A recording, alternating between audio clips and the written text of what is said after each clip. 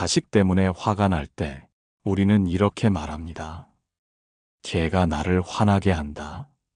하지만 오늘 조금 불편한 이야기를 하겠습니다. 자식은 당신을 화나게 할 힘이 없습니다. 이 말을 듣는 순간 마음이 거슬리실지도 모릅니다. 아니, 분명 저 애 때문에 화가 났는데요? 맞습니다. 당신은 분명 화가 났습니다. 그건 사실입니다. 하지만 끝까지 들어보십시오. 당신이 화가 난 이유는 자식이 잘못해서가 아니라 당신의 기대가 무너졌기 때문입니다. 이 차이를 모르면 평생 같은 갈등을 반복합니다. 아침에 눈 뜨면 화가 나고 밤에 잠들 때도 화가 풀리지 않고 자식 얼굴만 봐도 속이 끓는 그 지옥 같은 반복. 왜 그럴까요? 당신이 나쁜 부모여서가 아닙니다. 자식이 못된 자식이어서도 아닙니다. 기대의 정체를 모르기 때문입니다. 지금부터 그 뿌리를 함께 보겠습니다. 이 영상을 끝까지 보시면 최소한 2가지가 달라집니다. 첫째, 왜 자식만 보면 화가 치밀어 오르는지 그 이유를 정확히 알게 됩니다. 둘째, 화를 멈추는 구체적인 방법을 배우게 됩니다. 참는 방법이 아닙니다. 화를 없애는 방법도 아닙니다. 화를 따라가지 않는 방법입니다. 이것이 부처님이 2500년 전부터 가르쳐온 진짜 수행입니다. 준비되셨습니까? 그럼 시작하겠습니다. 화를 자세히 들여다보십시오. 자식이 말을 안 들을 때 마음속에서 이런 생각이 스칩니다. 내가 널 어떻게 키웠는데? 이 정도는 해줄 수 있잖아. 적어도 나한테 이러면 안 되지. 이 말들의 공통점이 무엇입니까? 이 정도는, 그 안에는 보이지 않는 기준이 들어 있습니다. 우리는 자식을 사랑하지만 동시에 기준을 세웁니다. 내가 밥 먹여주고 입혀주고 학교 보냈으니 적어도 이 정도는 해야 한다. 내가 이만큼 희생했으니 적어도 나를 무시하지는 말아야 한다. 내가 평생 너만 보고 살았으니 적어도 명절엔 얼굴은 보여줘야 한다. 이 모든 기대는 정당해 보입니다. 아니, 정당합니다. 하지만 정당하다고 해서 집착이 아닌 건 아닙니다. 여기서 핵심을 짚겠습니다. 그 기준은 누가 만든 것입니까? 자식입니까? 아니면 당신입니까? 대부분의 부모가 이 질문을 피합니다. 왜냐하면 답이 명확하기 때문입니다. 당신이 만든 겁니다. 자식은 그 기준에 동의한 적이 없습니다. 자식은 그 계약서에 서명한 적이 없습니다. 그런데 우리는 일방적으로 기준을 세우고 그 기준을 어기면 화를 냅니다. 이게 갈등의 구조입니다. 예를 들어보겠습니다. 어떤 어머니가 아들에게 이렇게 말합니다. 일주일에 한 번은 전화해야 하는 거 아니야? 왜 일주일에 한 번입니까? 누가 정한 겁니까? 어머니는 이렇게 생각합니다. 나는 매일 전화하고 싶지만 바쁜 거 알아서 참고 일주일에 한 번만 바라는 거야. 하지만 아들 입장에서는 어떻습니까? 일주일에 한 번도 부담이에요. 전화할 거리도 없고 통화하면 잔소리만 들어서 스트레스예요. 여기서 중요한 건 누가 옳고 그른가가 아닙니다. 기대가 엇갈렸다는 사실입니다. 어머니는 일주일에 한 번도 못 받으니 섭섭하고 아들은 일주일에 한 번도 부담스러워서 피하고 이 간격이 벌어질수록 화는 커집니다. 그런데 대부분의 부모는 이렇게 생각합니다. 내 기대가 잘못된 게 아니라 저 애가 잘못된 거야. 이 순간부터 분노가 고착됩니다. 왜냐하면 상대를 고치려 하기 때문입니다. 하지만 부처님은 상대를 고치라고 하지 않았습니다. 내 집착을 보라고 했습니다. 이 차이를 이해하지 못하면 아무리 좋은 말을 들어도 소용이 없습니다. 화는 계속 반복되고 관계는 점점 멀어집니다. 그렇다면 집착은 어떻게 보는 겁니까? 이제부터 법구경의 말씀을 통해 정확히 알려드리겠습니다. 법구경에는 이렇게 말합니다. 집착에서 근심이 생기고 집착에서 두려움이 생긴다. 집착을 떠난 이에게는 근심도 두려움도 없다. 이 구절을 듣고 대부분의 부모가 오해를 합니다. 나는 집착한 게 아니라 사랑한 건데요. 맞습니다. 처음은 사랑이었습니다. 자식을 처음 안았을 때 당신은 아무것도 바라지 않았습니다. 건강하게만 자라다오. 그것만으로 충분했습니다. 하지만 시간이 지나면서 무언가 달라졌습니다. 이 정도는 해줄 수 있잖아. 적어도 나한테 이러면 안 되지. 이 말들이 하나씩 늘어났습니다. 그럼 사랑은 언제 집착으로 변할까요? 상대가 내 기대를 따라야 한다고 믿는 순간입니다. 사랑은 주는 것이고 집착은 요구하는 것입니다. 사랑은 내가 행복했으면 좋겠어이고 집착은 내가 내 방식대로 행복해야 해입니다. 이 차이가 보이십니까?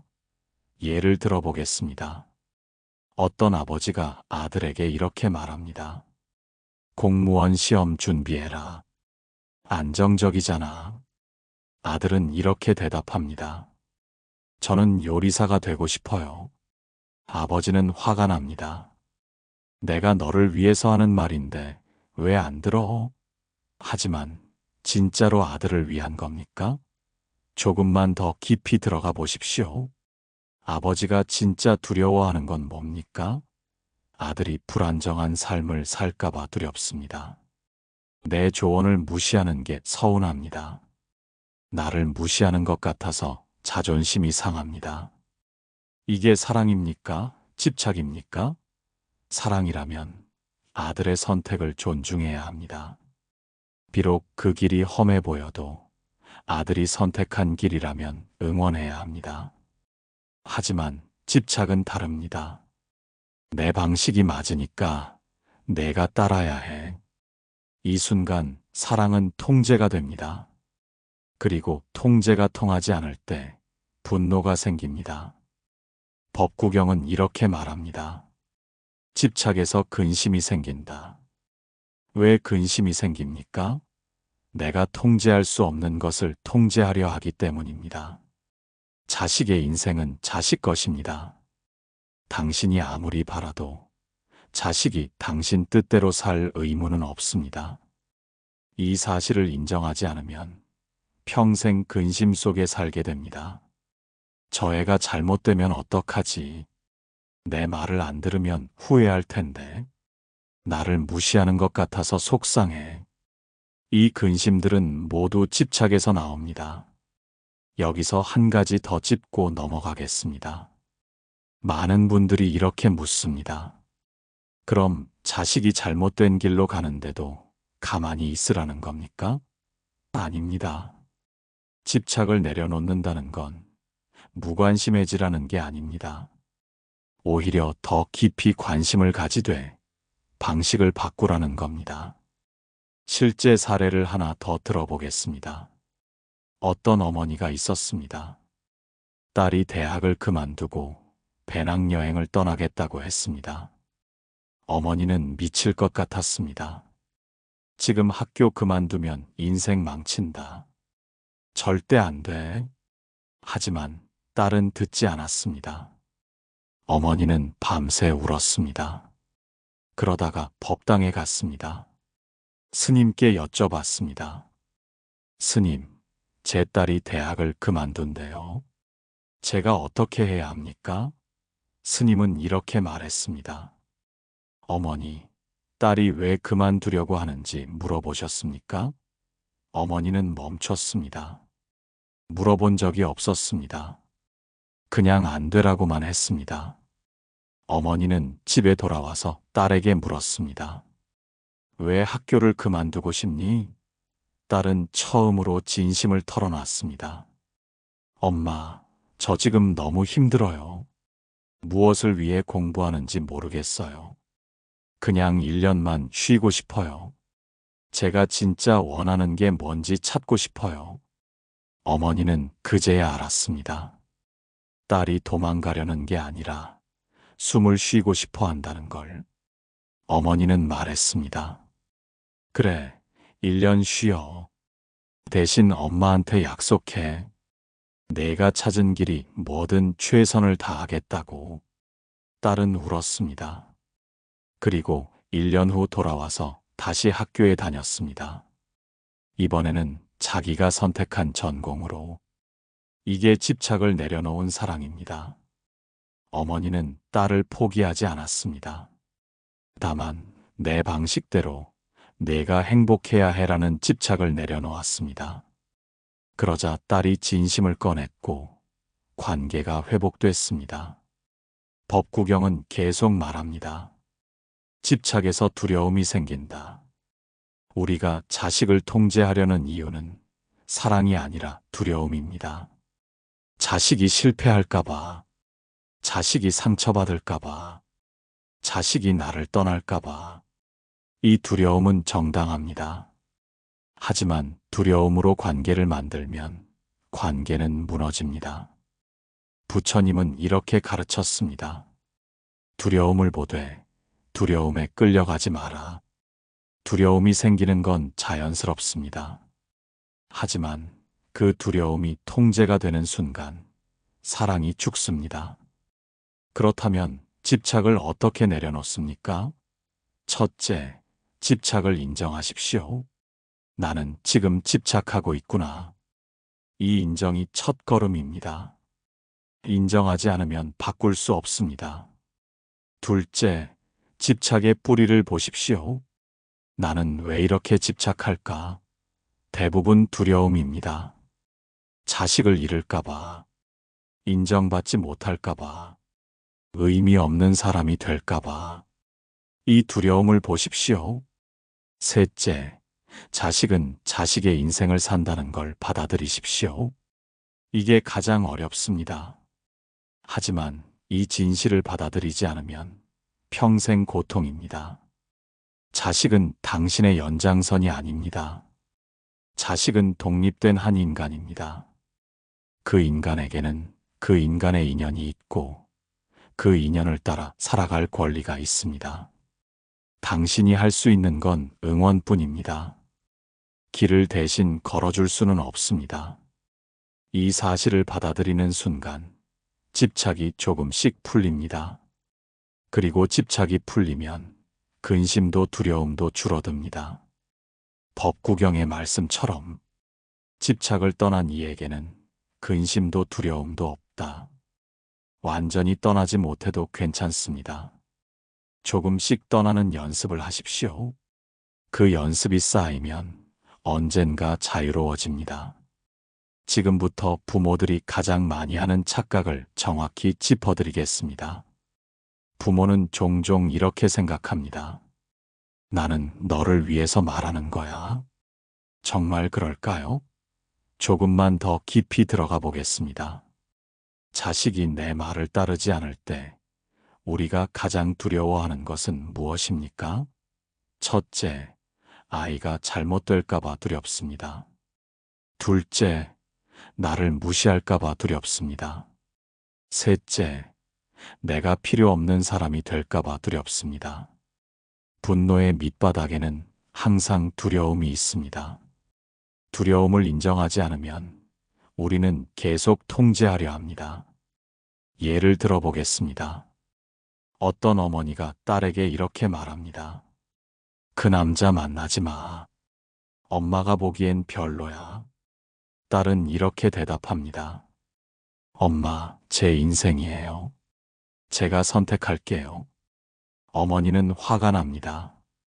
내가 너보다 인생 경험이 많아서 하는 말인데 왜 안 들어? 하지만 진짜 이유는 무엇입니까? 딸이 잘못된 선택을 할까봐 두려운 겁니다. 딸이 상처받을까봐 두려운 겁니다. 내 조언을 무시하는 게 서운한 겁니다. 이 두려움은 정당합니다. 어떤 부모도 자식이 상처받길 원하지 않습니다. 하지만 두려움을 인정하지 않고 통제로 바꾸면 관계가 망가집니다. 통제는 사랑이 아닙니다. 통제는 불안을 잠시 덮는 행동입니다. 딸이 내 말을 들으면 순간적으로 안심이 됩니다. 다행이다. 내 말을 들었어. 이제 걱정 안 해도 되겠다. 하지만 이게 진짜 해결책입니까? 아닙니다. 딸은 어머니 눈치를 보며 선택을 미루거나 아니면 몰래 만나면서 거짓말을 배우게 됩니다. 통제로는 관계가 깊어지지 않습니다. 오히려 멀어집니다. 여기서 핵심적인 착각을 짚겠습니다. 많은 부모들이 이렇게 생각합니다. 내가 경험이 더 많으니까 내 말이 맞아. 이 생각의 문제점이 뭡니까? 시대가 다르다는 걸 간과하는 겁니다. 당신이 살던 시대와 자식이 사는 시대는 다릅니다. 당신에게 통했던 방법이 자식에게는 안 통할 수 있습니다. 예를 들어보겠습니다. 어떤 아버지가 아들에게 이렇게 말합니다. 대기업에 들어가야 안정적이야. 나도 그렇게 해서 성공했어. 하지만 아들은 이렇게 생각합니다. 대기업 들어가면 50대에 명퇴당해요. 차라리 제 사업을 하고 싶어요. 누가 틀렸습니까? 둘 다 맞습니다. 아버지 시대에는 대기업이 안정적이었습니다. 하지만 아들 시대에는 다릅니다. 평생 직장이라는 개념이 사라졌습니다. 아버지는 자기 경험으로 말하고 아들은 자기 시대를 살려고 합니다. 이 간격을 인정하지 않으면 갈등은 계속됩니다. 그렇다면 왜 우리는 통제를 멈추지 못합니까? 자식을 통해 나를 완성하려 하기 때문입니다. 이게 가장 큰 착각입니다. 많은 부모들이 이렇게 생각합니다. 내가 평생 희생했으니 저 애가 잘 되는 걸 보는 게 내 유일한 보상이야. 이 말이 얼마나 위험한지 아십니까? 자식은 당신의 보상이 아닙니다. 당신의 희생에 대한 대가도 아닙니다. 자식은 그저 자기 삶을 사는 한 인간일 뿐입니다. 당신이 희생한 건 사실입니다. 그 희생이 빛나지 않는다는 게 아닙니다.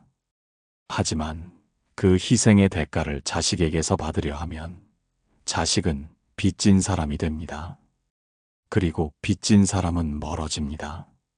왜냐하면 빚을 갚을 수 없다는 걸 알기 때문입니다. 부모의 희생은 너무 큽니다. 몇 번의 전화로 갚을 수 없고, 명절에 얼굴 보여주는 걸로 갚을 수 없고, 좋은 직장 다니는 걸로 갚을 수 없습니다. 그래서 자식은 도망갑니다. 연락을 피하고, 집에 오는 걸 미루고, 부모 앞에서 숨을 죽입니다.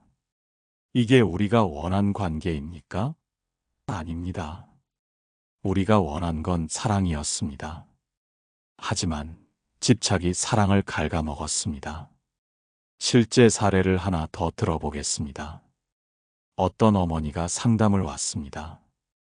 아들이 명절에도 안 와요. 전화도 안 받아요. 제가 뭘 잘못했는지 모르겠어요. 상담사가 물었습니다.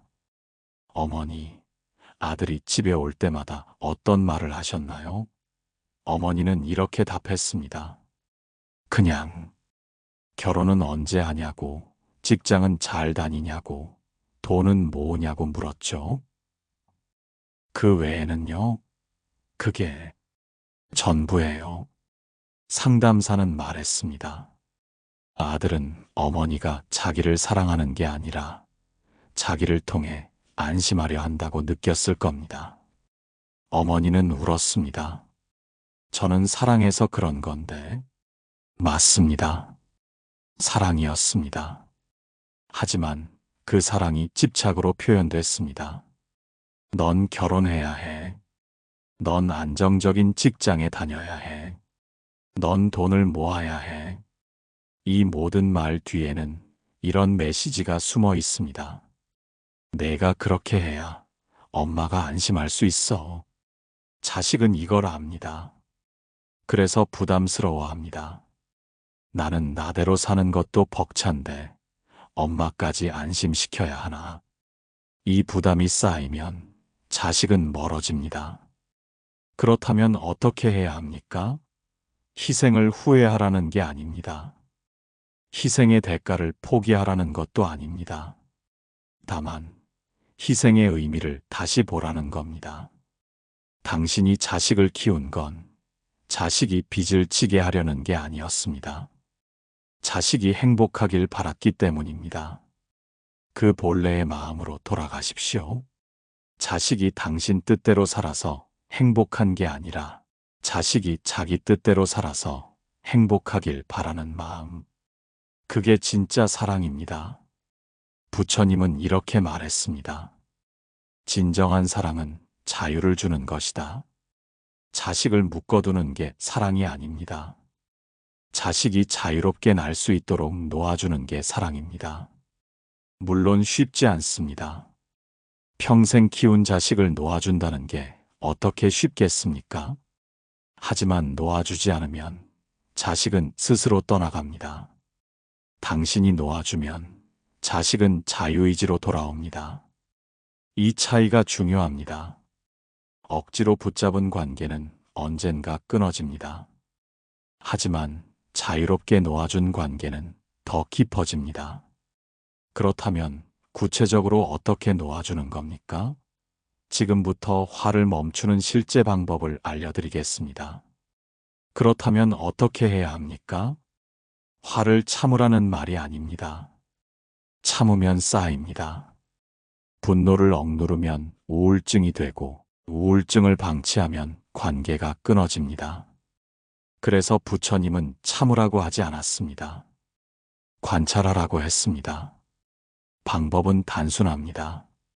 화가 올라오는 순간 이 질문을 하십시오. 나는 지금 무엇을 기대했는가? 그 기대를 구체적으로 말해 보십시오. 종이에 써도 좋고 소리내어 말해도 좋습니다. 예를 들어보겠습니다. 자식이 명절에 집에 안 온다고 합니다. 화가 치밀어 오릅니다. 이때 이렇게 질문하십시오. 나는 지금 무엇을 기대했는가? 그러면 이런 답이 나옵니다. 나는 명절에는 당연히 집에 와야 한다고 생각했다. 나를 존중해 주길 기대했다. 내가 준비한 음식을 먹어주길 기대했다. 최소한 얼굴이라도 보여주길 기대했다. 이 기대들을 보십시오. 기대를 보지 못하면 분노는 상대 탓이 됩니다. 저 애가 나를 무시해서 화가 난다. 하지만 기대를 보면 분노는 이해로 바뀝니다. 아, 나는 명절에 가족이 모여야 한다는 기대가 있었구나. 나는 내 노력을 알아주길 바랐구나. 이 차이가 보이십니까? 전자는 상대가 문제고 후자는 내 기대가 보입니다. 그리고 두 번째 질문입니다. 이 기대는 반드시 충족되어야 하는가? 여기서 집착이 드러납니다. 기대는 자연스럽습니다. 누구나 기대를 합니다. 하지만 고집은 집착입니다. 명절에는 반드시 집에 와야 해. 적어도 이 정도는 해줘야 해. 이 반드시와 이 정도는 이 집착입니다. 이 차이를 아는 순간 화는 절반으로 줄어듭니다. 실제 사례를 들어보겠습니다. 어떤 아버지가 이 방법을 실천했습니다. 아들이 명절에 안 온다고 했을 때 평소라면 화를 냈을 겁니다. 하지만 이번엔 질문을 했습니다. 나는 지금 무엇을 기대했는가? 답은 명확했습니다. 나는 명절에 가족이 모여야 한다고 생각했다. 그리고 두 번째 질문을 했습니다. 이 기대는 반드시 충족되어야 하는가? 이 질문 앞에서 아버지는 멈췄습니다. 꼭 그래야 하나? 아니었습니다. 아들에게는 아들의 사정이 있었습니다. 회사 일도 있고 여자친구도 있었습니다. 아버지는 이렇게 말했습니다. 다음에 시간 될 때 와. 억지로 올 필요 없어. 이 말을 듣고 아들이 뭐라고 했을까요? 아버지, 제가 다음 주말에 갈게요. 아버지가 집착을 놓는 순간 아들이 다가왔습니다. 이게 내려놓음의 힘입니다. 내려놓는다고 관계가 끊어지지 않습니다. 오히려 관계가 회복됩니다. 왜냐하면 자식은 더 이상 빚진 사람이 아니라 자유로운 선택을 하는 사람이 되기 때문입니다. 그리고 자유로운 선택은 진심에서 나옵니다. 억지로 온 명절보다 진심으로 보고 싶어서 온 주말이 더 따뜻합니다. 이제 구체적인 실천 방법을 알려드리겠습니다.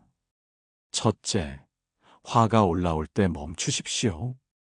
화를 바로 표출하지 마십시오. 5초만 멈추십시오. 그 5초 동안 심호흡을 하십시오. 숨을 들이마시고 내쉬십시오. 이 짧은 멈춤이 당신을 구합니다. 둘째, 질문하십시오. 나는 지금 무엇을 기대했는가? 이 질문을 소리내어 하십시오. 혼자 있을 때는 큰 소리로, 사람들 앞에서는 마음속으로. 셋째, 기대를 구체적으로 말하십시오. 나는 아들이 일주일에 한 번은 전화하길 기대했다. 나는 딸이 내 조언을 존중하길 기대했다. 나는 자식이 명절에 집에 오길 기대했다.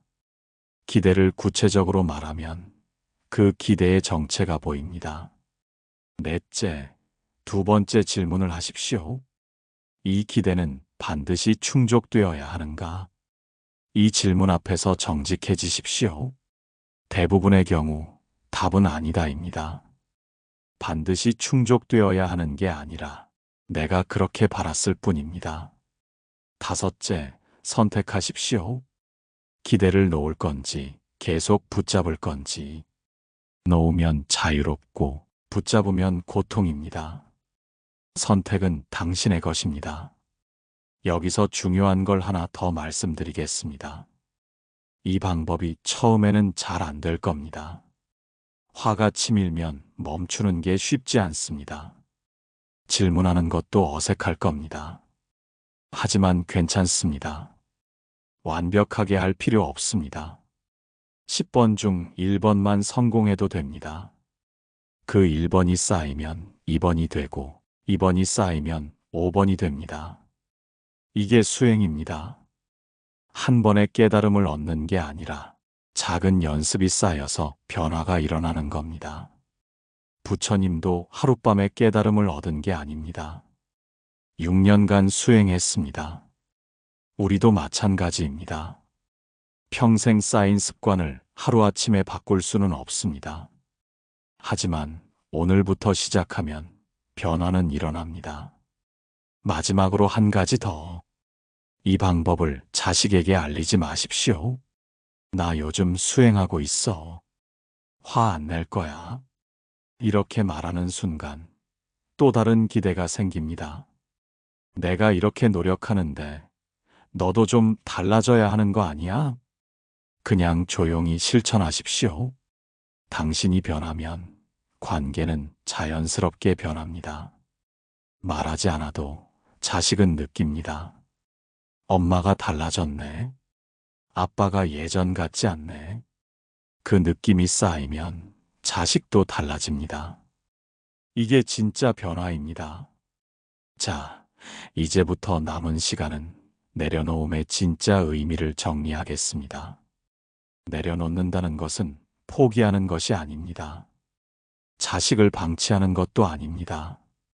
다만 자식을 통해 나를 완성하려는 마음을 내려놓는 것입니다. 자식은 내 인생의 보상이 아닙니다. 내 희생의 대가도 아닙니다. 그 아이는 그 아이의 인연을 따라 자기 삶을 사는 존재입니다. 우리는 잠시 함께 걷는 사람일 뿐입니다. 불교에서는 이렇게 말합니다. 부모와 자식의 인연도 빚을 갚고 나면 끝나는 것이다. 이 말이 냉정하게 들릴 수 있습니다. 하지만 오히려 이 말이 우리를 자유롭게 합니다. 자식이 나를 행복하게 해줘야 한다는 집착에서 벗어나게 합니다. 집착을 조금 내려놓는 순간 근심도 줄어듭니다. 저 애가 잘못되면 어떡하지? 내 말을 안 들으면 후회할 텐데. 이 근심들이 조금씩 가벼워집니다. 왜냐하면 자식의 인생은 자식 것이고 나는 다만 응원하는 사람이라는 걸 받아들이기 때문입니다. 구체적인 사례를 하나 더 들어보겠습니다. 어떤 어머니가 있었습니다. 딸이 이혼을 했습니다. 어머니는 너무 속상했습니다. 내가 그렇게 반대했는데 왜 내 말을 안 들었을까? 어머니는 밤마다 울었습니다. 그러다가 법당에 갔습니다. 스님께 물었습니다. 스님, 제 딸이 이혼했어요. 제가 뭘 잘못한 건가요? 스님은 이렇게 말했습니다. 어머니, 딸의 이혼이 어머니 탓입니까? 어머니는 멈췄습니다. 아니, 그건 아니지만 스님이 말했습니다. 딸은 딸의 인연을 살고 있습니다. 그 인연이 이혼으로 이어진 겁니다. 어머니가 막을 수 있는 일이 아니었어요. 어머니는 울었습니다. 그럼 저는 뭘 해야 하나요? 스님이 말했습니다. 지금 딸 곁에 있어 주십시오. 잘못을 지적하지 말고 그냥 곁에 있어 주십시오. 어머니는 집에 돌아와서 딸에게 전화했습니다. 괜찮니? 딸은 울었습니다. 엄마, 미안해요. 엄마 말 안 들어서. 어머니는 말했습니다. 미안할 거 없어. 내 탓이 아니야. 엄마가 곁에 있을게. 이후로 딸은 자주 어머니에게 전화했습니다. 예전에는 잔소리가 두려워서 피했는데 이제는 어머니가 편안했습니다. 어머니가 딸을 판단하지 않았기 때문입니다. 이게 내려놓음의 힘입니다. 내려놓는다고 관계가 끊어지지 않습니다. 오히려 더 가까워집니다. 법구경은 자식을 버리라고 하지 않습니다. 집착을 보라고 말합니다. 집착을 보는 순간 선택할 수 있게 됩니다. 이 화를 따라갈 것인가, 멈출 것인가, 이 기대를 붙잡을 것인가, 놓을 것인가. 이 선택이 자유입니다. 그렇다면 완전히 내려놓을 수 있습니까? 솔직히 말씀드리겠습니다. 완전히 내려놓기는 어렵습니다. 부처님도 아닌 우리가 어떻게 완전히 내려놓겠습니까? 하지만 조금씩은 가능합니다. 10% 내려놓는 것, 20% 내려놓는 것. 이 작은 변화가 쌓이면 관계는 달라집니다. 오늘부터 시작하십시오. 화가 올라올 때마다 질문하십시오. 나는 지금 무엇을 기대했는가?